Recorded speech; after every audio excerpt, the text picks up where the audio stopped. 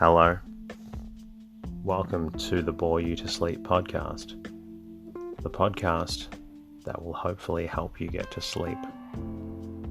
I am going to read an open source book, one that is not particularly interesting, but one that is hopefully boring enough to get you to sleep.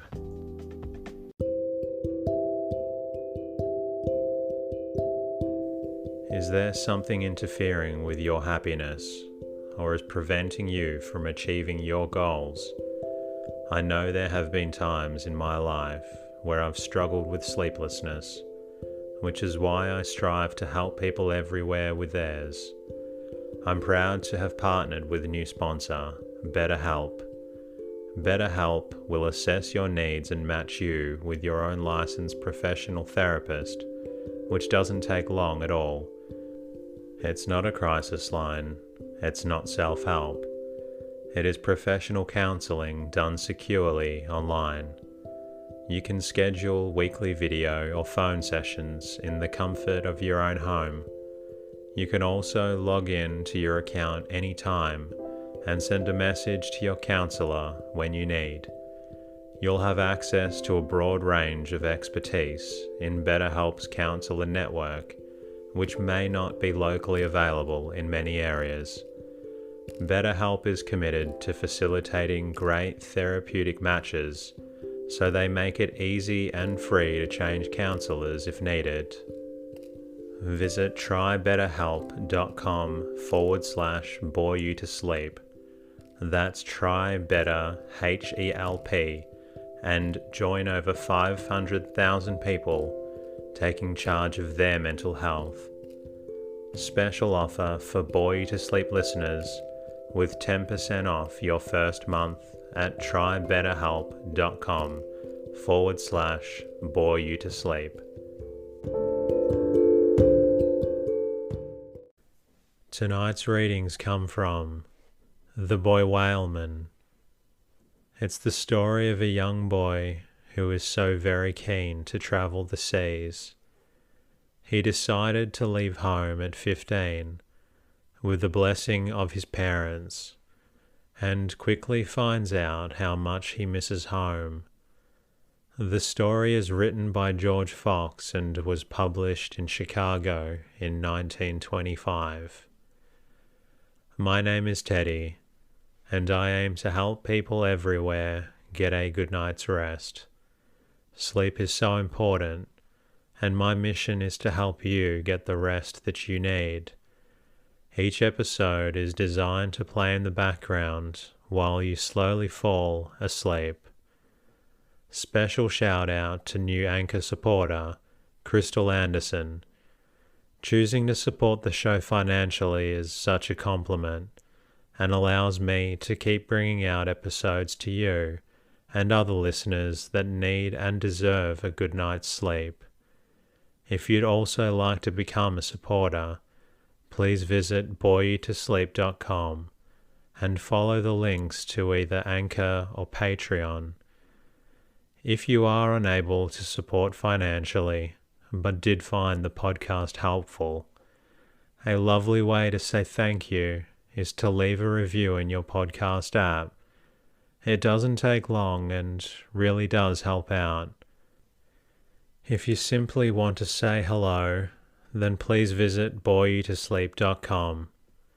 I'm also now on Twitter and Instagram at boyyouTosleep. In the meantime, lie back, relax, and enjoy the readings. The Boy Whaleman by George F. Tucker. When I was a boy, New Bedford was not, as it is now, a great manufacturing city, but the best known and largest whaling port in the world. The wharves were then busy places. Their vessels were fitted, as they used to say, and sent out on their long voyages. Other vessels returned and discharged their cargoes.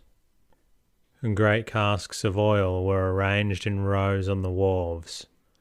Those that were sold were carted off on curious old trucks called gears, and those that were to await a better market were given a thick covering of seaweed. Everybody talked ships and oil. One would hear people say, "The Janet is reported in the Indian Ocean clean, that is, had taken no oil. The Adeline is heard from in the Pacific, having made a good cut, that is, had taken a lot of oil. There is news from the Marcella, from the other side of land, having done well." The other side of land meant the other side of the world, as Australia and New Zealand, in the waters round which many whales used to cruise. My father, when a young man, went whaling for a single voyage which lasted for more than 3 years. He was a sailor, or to use the regular phrase, a foremast hand, and at the end of 2 years he became a boat steerer or harpooner. When I was a little boy, he used to take me on his knee and tell me stories about the life of the whaleman, of chasing whales and harpooning them, of angry whales smashing boats and chewing them to bits, of towing whales to the ship and cutting them in and trying them out, of losing the ship and remaining all night in the open boats, of encountering great storms and riding them out in safety, of meeting after many months another New Bedford vessel, and getting the latest news from home, and of visiting in the Pacific Ocean islands inhabited by savages. At an early age, I made up my mind to go to sea. On Saturday afternoons, I used to roam about the wharves, and sometimes ventured into the ships, only to be ordered out. But one day a man called a shipkeeper was very kind to me. The shipkeeper was the man who had charge of the wharf and the ships moored to it. He was a kind of general manager. They were taking out the cargo from a vessel. "Haven't I seen you around here before?" he asked. "Oh yes, many times. I've been down here on the wharves nearly every Saturday afternoon for several years." "How old are you?" 12. "What is your name?" "Homer Bleachley." "I suppose you would like to go to sea, wouldn't you?" "Indeed I would." "As a cabin boy?" "Yes."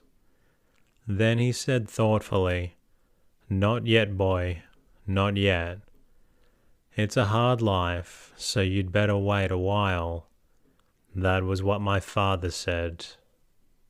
The shipkeeper continued, "You go home and get a basket and pail, and I'll take you up into the loft and give you something that will make you happy." I did as he said, and on my return he took me to a building at the head of the wharf, in the front part of which was the merchant's office, and in the story above a great loft full of whaling gear and great many other things which the vessels had brought home from far islands in the Pacific Ocean. There was a boat like a canoe, only larger and better shaped. It was different from anything I had ever seen, and was made by savages on distant shores. Then there were paddles beautifully made with carvings done, the shipkeeper told me, with shark's teeth and bits of sea shells. And there were lots of war clubs and spears and strange-looking tools and utensils. I wanted to ship on a vessel at once and sail for the Pacific Ocean. "Here, boy," said the shipkeeper, "give me your basket and pail."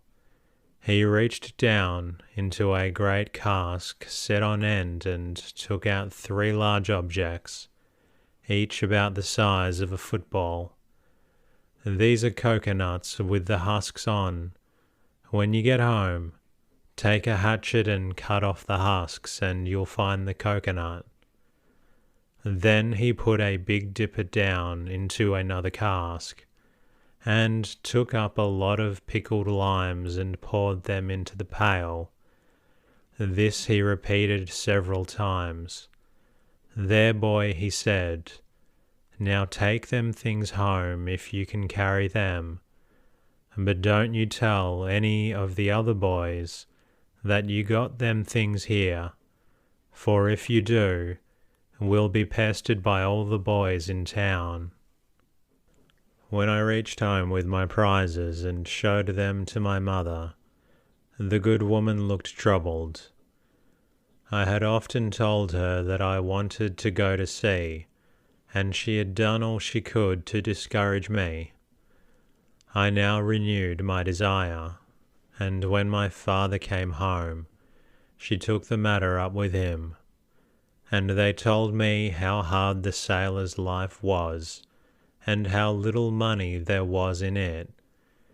"Yes, I know, father," I said, "but haven't you taken me on your knee and told me about your voyage, and the strange places you went to?" "Yes, my dear son, but I didn't tell you about the unpleasant things and the hardships a sailor has to put up with. My home was a happy one, and I was the only child. No one ever had a better mother. My father was a good man and a model parent. He earned fair wages and provided well for his little family. Why should I be discontented? Because, like many a boy, I was unreasonable. Yet was I wholly to blame? Life in a seaport town appears to the fancy of a boy, Longfellow wrote. I remember the black wharves and the slips, and the sea tides tossing free, and Spanish sailors with bearded lips, and the beauty and mystery of the ships, and the magic of the sea, and the voice of that wayward song is singing and saying still, "A boy's will is the wind's will, and the thoughts of youth are long, long thoughts." I determined to hide on some vessel, and when she was well out to sea, show myself and apply for the position of cabin boy. As I look back upon my foolish purpose, I deeply regret my ingratitude to my parents and the pain I caused them. In one sense it was a simple thing to run away, but quite another to succeed in it. Before sailing, a whaler would drop about 3 miles the harbour, and remain there at anchor for several days in charge of the ship keeper. Then captain, officers and crew would go down in boats, weigh anchor, and off the ship would go on her long voyage. Soon a vessel owned by the merchant who employed my friend the shipkeeper was all ready for sea. In the late afternoon I made up a bundle of clothes and went down on the wharf and walked aboard the vessel in a free and easy way. No attention was paid to me, and fortunately the shipkeeper was at the farther end of the wharf. I went down into the cabin, and I recall how clean everything was with the coating of fresh paint. I crawled into a berth, feeling sure that at 6 o'clock the shipkeeper would lock the door without coming into the cabin. By this time I was getting a little afraid, and almost wished that I was at home. At last I heard the town clock ring out the hour of 6, and then came a footstep nearer and nearer, and it was the ship-keeper. He was startled when he saw me, and for a moment appeared angry. Then he said, "I didn't expect to see you here. Didn't you know that I would have to lock up the cabin every night until the vessel sails, and that you would surely get caught?" "Yes, but I want to go as a cabin boy, and I thought that they wouldn't ship me in the office." "Does your mother know you are here?" "No." "Don't you see how foolish all this is? Now get out and I'll take you home." I objected and he insisted. I was ashamed and did not want to go home. Not that I feared punishment, but because I didn't want to go home and face my parents. The ship-keeper took me along with him and left me with my mother. I am not going to dwell on what happened at home. I have only to say that I had a long talk with my parents that evening, and I promised that I would never attempt to run away again, and that I never would ship for a voyage without their consent. But the sea continued to call me, and Saturdays I still visited the wharves. I read every volume I could get on the life of the sailor, and was particularly delighted with books such as Dana's 2 Years Before the Mast, and Melville's Moby Dick. With the aid of my friend the ship-keeper, I collected all kinds of articles, brought home on the ships, until I had a veritable little museum. And here, let me say that my parents took the proper course. My mother was apparently troubled, but she conferred with my father, and it was agreed that when I was old enough I might go to sea. When I was old enough was not very definite. I felt that I was old enough then, but I knew that my parents thought otherwise. At 13, I entered the high school, and at 15, I felt that I had sufficient education, at least for a sailor, and I implored my parents to let me go. "You aren't old enough," said my mother. "But yesterday, mother, you said that I was as large and strong for my age, as large and strong as a man of 18. My mother made no reply, but there were tears in her eyes. It was July and vacation. I was restless and impatient. Hitherto, I had worked during vacations for a cooper, doing odd jobs, but now the cooper sent me home, with a statement that I was of no use to him. Years afterward, my mother told me that she and my father conferred, and decided that it was the best course to let me ship, provided my age was not against me. In the 50s of the last century, whaling was at its height. In the warm weather ships were constantly coming and going. There was no lack of vessels, but would they ship a boy off of 15, who was as large and strong as a man of 18? Of course, my father's consent was necessary.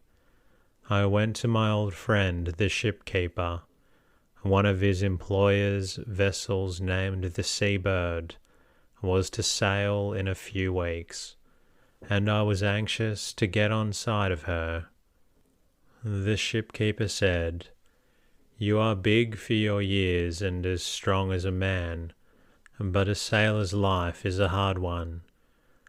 But if your folks are willing, you should go.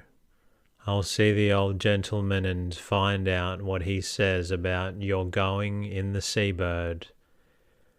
Sailors are shipped through the outfitters, sometimes called sharks.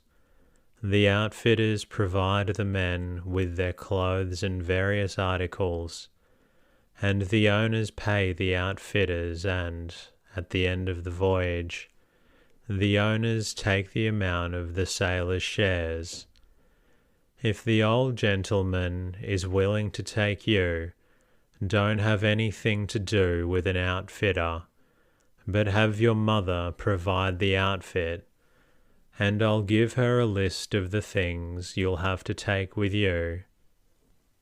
In a few days the shipkeeper said that his employer would see me with my father, and in the late afternoon we appeared at his office.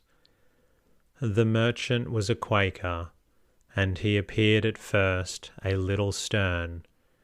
He declared that it was unusual for one so young to be taken on a whaler as a foremast hand, but my size seemed to justify an exception, that I could ship only with my father's consent, that my parents must see to it that I had a good outfit, and that my share or lay would be 1/180th.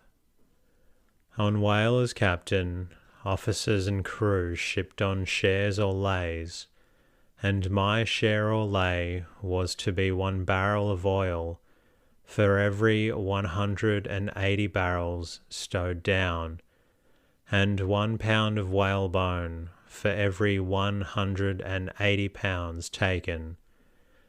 And now my parents were busy fitting me out. The whaleman, who was to be away for several years, required clothing suited to about every climate, and an abundance of it. I was provided with needles, linen thread, spools of sewing cotton, a shaving outfit, several knives and forks with wooden handles, several combs, 2 pairs of scissors, lots of buttons, plenty of soap, a couple of tin plates and a large dipper, a sheath knife and belt, 3 thick blankets, a bed tick and pillow filled with feathers, a dozen shirts and undershirts, 3 suits for light weather, and a heavy suit with a large overcoat for the Arctic, 2 pairs of thick mittens, 4 pairs of brogans, 1 light and 1 heavy cap, 2 sweaters, 2 large straw hats, and 2 oilcloth suits. My father added a roll of cotton cloth, which he said might come handy for trade with the natives. Did ever a whaleman have so good an outfit? The shipkeeper told me that he would give me some points before sailing, so on the last Saturday afternoon he pointed to the bow of the Sea-Bird and said, "You see that heavy oak on the bow, and the iron shoe on the forefoot. When you see them things, you may be sure a ship's bound to the Arctic, for you have to put her in good shape to battle with the ice. Now you stand off a few feet and look at the Sea-Bird. She ain't as sharp and slick as a merchantman, and she ain't bad looking. Ain't she nice and clean? She's well painted, the boats are hanging at the davits, the rigging's been tarred and slushed, topmast, spar and yard put in place and sails bent on. But say she'll look different from this in a few years, when she comes home with the paint scratched off, the sails black and patched, and the old hull greasy from stem to stern. Now you come on board." He showed me the spare spars lashed to the deck, and told me of the extra cables stowed away, Then he took me to the hatchway and told me to look down into the hold. I could see that it was packed with a lot of things. The shipkeeper then said, "On a whaler, you live together for a long time, and you have to carry loads of things with you: stores, trade, slop chest, sails and duck, sundries, hardware, copperware, crockery, provisions, casks, staves, lumber, wood, etc. Some of the casks are filled with water, and others are packed with provisions, clothing, and so forth. As the provisions are used up and the clothing and other articles are called for, the casks are ready for the oil. The greatest thing on the ship are the whale boats. There are no such boats anywhere in the world. You'll find that so before you come back. Now I'll show you the little house you are to live in for many long months." He took me into the forecastle. I went down the little steep stairway into a gloomy space largely filled with bunks. I wasn't so cheerful when I came up, and as I walked home, I thought of the nice little room in which I had slept from infancy. I have said that this was Saturday. In the evening my schoolmates came in. I did not betray my feelings. One of them said, "You look as happy as if you had just returned from a voyage." On the following day my parents and I attended service as usual in the Bethel. This little church was founded especially for sailors and was located on what was named Johnny Cake Hill. It still stands, looking just as it did 60 years ago. On the walls of the interior are cenotaphs erected to those who lost their lives in the deep. These had never interested me, but this morning, surrounded by sailors, and realizing that this was my last Sunday at home, I thought of the perils in store for me as I read the following. In memory of Captain Swain, Associate Master of the Christopher Mitchell of Nantucket. This worthy man, after fastening to a whale, was carried overboard by the line and drowned, May 19th, 1844, in the 49th year of his age. Be ye also ready, for in such honour as ye think not the Son of Man cometh. The ship was at her anchorage in the lower harbour.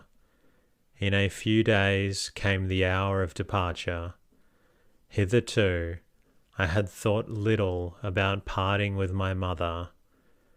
Now that the thought of it was distressing and the actual leave-taking heart-breaking, my parents had provided me with a sea chest, which was better looking and more costly than that of the average sailor. My father accompanied me to the wharf, where we found a large gathering composed of sailors and their friends, who had come to bid them goodbye. My father showed me much feeling in his parting words, and like most fathers, he enjoined obedience, faithful discharge of duty, and exemplary habits. The realization of the life upon which I was about to enter came upon me with full force. My chest and I were taken aboard of a large cat boat, and we slipped away. I saw my father standing on the wharf, and was not conscious of the presence of anyone else. An incident added to my discomfort. Among all the chests, mine was the most noticeable, and this fact elicited unkind remarks from some of my companions. "It's a boy's box," said one. "Full of babies' things," observed another. "Call it a fancy chest," remarked a third. "Call the young chap himself fancy chest," cried a fourth. "So we will," they exclaimed. Then one of the men scraped his feet along the chest as if to remove the paint.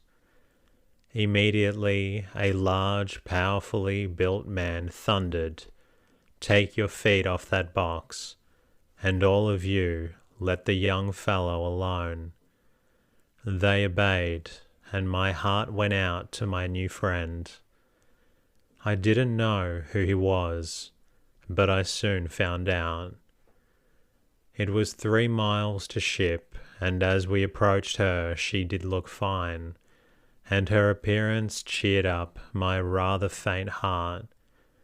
When we were aboard, we were told to get our chests into the forecastle, which I had visited before with the shipkeeper. The forecastle was supposed to accommodate 18, and the bunks were arranged around the sides in a double tier. The gloom seemed to deepen, and as I was told to take a bunk forward, which was one of the poorest, I thought of my mother and wished that I was at home. In a short time came the cry, "All hands on deck." When we emerged, someone told me to go forward and help work the windlass. "It's time to weigh anchor," he said. A greenie remarked, "I don't see how they are going to weigh the anchor. They ain't got no scales." A general laughed and followed. We set to work, and one of the men started a rude chanty, and the old hands joined in. Chanties are the songs sailors sing when at work, and the mere singing seems to make labour light. At last the anchor came up. In the meantime, men had been sent aloft to shake out the sails, and the vessel started on her long voyage. As I caught a glimpse of land, and historic land too, often spoken of by the early voyagers, I felt as if I had sundered the last tie with home, and I found it difficult to keep back the tears. Just then, the shipkeeper came to me and said, "I'm going out in the vessel and coming back in the pilot boat. Now let me tell you something. Even if things don't go right, keep a civil tongue in your head. Do what you're told, and be respectful to those over you, and never try to be familiar with them. If you do, you'll find it won't pay. Now let me tell you something more. The first mate's name is Costalacanum. He sailed in this very vessel on the former voyage as third mate. He's a man who doesn't talk much, but he's a fine seaman. I've told him that while you look to be 18, you are only 15. Don't ever try to be familiar with him. He may prove your best friend in the ship. You'll be a lucky boy if he should take you for stroke oar in his boat." We had to beat out to sea, as there was a head wind. As the vessel tacked, I was bewildered and wondered how anyone could learn the names of all the ropes and how to handle them. "Get out of my way and get to work," said a hard-looking, burly fellow, jostling me as he said it.